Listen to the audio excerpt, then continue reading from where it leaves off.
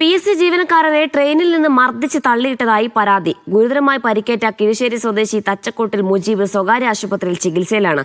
Railway police കേസെടുത്ത് അന്വേഷണം തുടങ്ങി.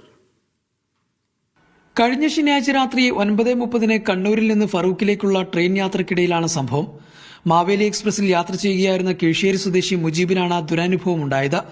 ട്രെയിൻ കോഴിക്കോടെത്തിയപ്പോൾ ഡോറിന് സമീപം വലിയ തിരക്ക് അനുഭവപ്പെടുകയായിരുന്നുവെന്നും ഈ സമയം ഒരാൾ പുറത്തേക്കിറങ്ങാൻ ആവശ്യപ്പെടുകയും പിന്നീട് 3 പേർ ചേർന്ന് മർദ്ദിക്കുകയും ട്രെയിനിന് പുറത്തേക്ക് വലിച്ചിടുകയുമായിരുന്നുവെന്ന് മുജീബ് റഹ്മാൻ പറയുന്നു. ഒരുപാട് ആൾക്കാർ കയറാണ്ടായതുകൊണ്ട് എനിക്ക് പുറത്തേക്കും ഇറങ്ങാൻ വയ്യ, ഒരുപാട് ആൾക്കാർ ഇറങ്ങാണ്ടായതുകൊണ്ട് ഉള്ളോട്ട് കയറാനും വയ്യ.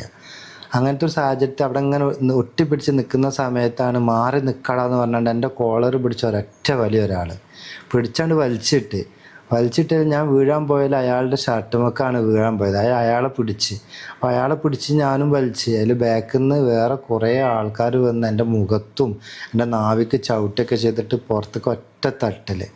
ആക്രമണം നടന്ന സ്ഥലത്തെ CCTV പ്രവർത്തനരഹിതമാണ്. സംഭവത്തിൽ കേസെടുത്ത് അന്വേഷണം നടത്തിവരികയാണെന്ന് റെയിൽവേ പോലീസ് പറഞ്ഞു.